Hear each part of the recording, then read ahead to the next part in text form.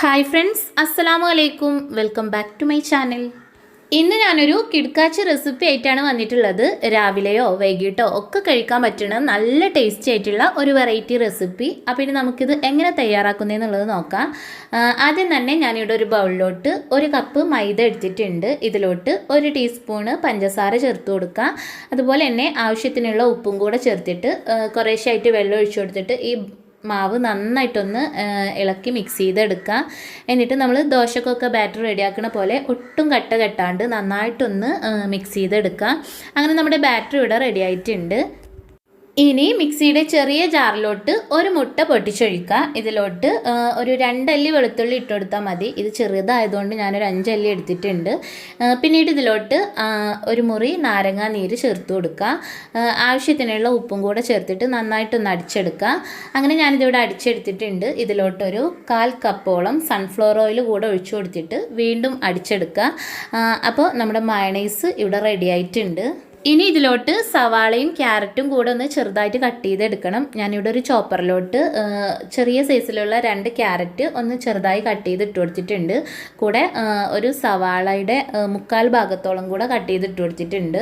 ഇനി ഇത് നന്നായിട്ടൊന്ന് ചോപ്പ് ചെയ്തെടുക്കുക. അങ്ങനെ ഞാനിതിവിടെ നന്നായിട്ട് ചോപ്പ് ചെയ്തെടുത്തിട്ടുണ്ട്. ഇനിയിപ്പോൾ ചോപ്പറില്ല എന്നുണ്ടെങ്കിൽ കത്തി വെച്ചിട്ട് ചെറുതായിട്ട് കട്ട് ചെയ്തെടുത്താലും മതി.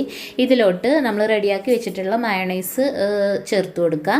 പിന്നെ ഞാൻ ഇതിലോട്ട് ബ്രെഡ് ചേർത്ത് കൊടുത്തിട്ടുണ്ടായിരുന്നു കേട്ടോ. ആ ഒരു ഭാഗം വീഡിയോ കട്ടായി പോയിട്ടുണ്ടായിരുന്നു.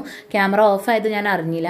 അപ്പോൾ ഇതിലോട്ടൊരു 5 ബ്രെഡ് സ്ലൈസും കൂടെ ചേർത്തിട്ട് എല്ലാം കൂടി നന്നായിട്ട് കുഴച്ച് മിക്സ് ചെയ്തെടുക്കുക. അങ്ങനെ നമ്മുടെ ഫില്ലിങ്സ് ഇവിടെ റെഡി ആയിട്ടുണ്ട്. ഇനി ഒരു പാൻ ഗ്യാസിൽ വെച്ച് അതിൽ അല്പം ഓയിലൊന്ന് സ്പ്രെഡ് ചെയ്ത് കൊടുക്കുക. പാൻ ഒന്ന് ചൂടായി വരുന്ന സമയത്ത് അതിലോട്ട് നമുക്ക് റെഡിയാക്കി വെച്ചിട്ടുണ്ടായിരുന്ന ബാറ്ററിൽ നിന്ന് ഒരു തവി ബാറ്റർ ഒഴിച്ചു കൊടുക്കുക. എന്നിട്ട് നന്നായിട്ടൊന്ന് ചുറ്റിച്ചു കൊടുക്കുക. ശേഷം തീ ലോ ഫ്ലെയിമിലിട്ടിട്ട് മൂടി വെച്ചിട്ട് ഇത് നന്നായിട്ടൊന്ന് വേവിച്ചെടുക്കണം.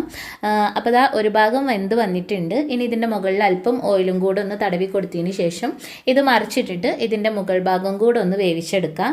അങ്ങനെ വെന്തതിന് ശേഷം നമുക്കിതൊരു പാത്രത്തിലോട്ട് മാറ്റാം. ഇതുപോലെ മറ്റുള്ള ദോശയും കൂടെ ഒന്ന് ചുട്ടെടുക്കുക.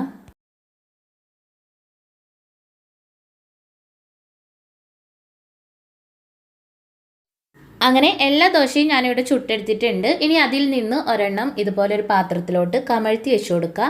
അതിൻ്റെ മുകളിലായിട്ട് നമ്മൾ റെഡിയാക്കി വെച്ചിട്ടുണ്ടായിരുന്ന ഫില്ലിങ്സ് വെച്ച് കൊടുക്കുക. പിന്നെ ഞാനിവിടെ മൈദയുടെ ഗമ്മും കൂടെ റെഡിയാക്കിയിട്ടുണ്ട്. ഇനി ഇതിൻ്റെ 2 സൈഡിലായിട്ട് ഈ ഒരു ഗമ്മ് ഒന്ന് തേച്ച് കൊടുക്കുക.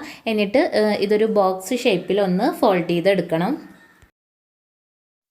ഇതുപോലെ തന്നെ നമുക്ക് എല്ലാ ബോക്സും ഒന്ന് ഫില്ല് ചെയ്തെടുക്കുക. ശേഷം നമുക്കിതൊന്ന് ഫ്രൈ ചെയ്തെടുക്കണം. അപ്പോൾ ഞാനിവിടെ ഒരു പാനിലോട്ട് അല്പം ഓയിൽ ഒഴിച്ചു കൊടുത്തിട്ടുണ്ട്. ഓയിലൊന്ന് ചൂടായി വരുന്ന സമയത്ത് നമുക്ക് ഈ ഓരോ ബോക്സും ഇതുപോലെ എണ്ണയിലിട്ടിട്ട് തിരിച്ചു മറിച്ചു ഇട്ട് കൊടുത്തിട്ട് ഒന്ന് ഫ്രൈ ചെയ്തെടുക്കുക. ഒരുപാട് ടൈം ഫ്രൈ ആക്കി എടുക്കണ്ട, കാരണം ഓൾറെഡി കുക്ക് ചെയ്തെടുത്തിട്ടുള്ളതല്ലേ നമ്മൾ ഈ ദോശ. അതുകൊണ്ട് തന്നെ നല്ല ചൂടായ എണ്ണയിൽ ഇട്ട് കൊടുത്തിട്ട് ഇത് 2 സൈഡും ഇതുപോലൊരു കളറാവുമ്പോൾ നമുക്ക് എണ്ണയിൽ നിന്ന് കോരി മാറ്റാം. അപ്പോൾ നമ്മുടെ ഈ ഒരു സ്പെഷ്യൽ സ്നാക്ക് ഇവിടെ റെഡി ആയിട്ടുണ്ട്. ഇത് നമുക്ക് ബ്രേക്ക്ഫാസ്റ്റ് ആയിട്ടോ ഈവനിങ് സ്നാക്കായിട്ടോ ഒക്കെ ഉപയോഗിക്കാം. നല്ല അടിപൊളി ടേസ്റ്റാണ് കേട്ടോ. ഒരു സ്പെഷ്യൽ ടേസ്റ്റാണ് ഇതിന്. കാരണം നമ്മൾ മയണൈസും ബ്രെഡും വെജിറ്റബിൾസും ഒക്കെ കൂടെ മിക്സ് ചെയ്തിട്ടുള്ള ആ ഒരു ഫില്ലിങ്സ് ഒക്കെ വന്നപ്പോൾ തികച്ചും വെറൈറ്റി ആയിട്ടുള്ളൊരു ടേസ്റ്റാണ്.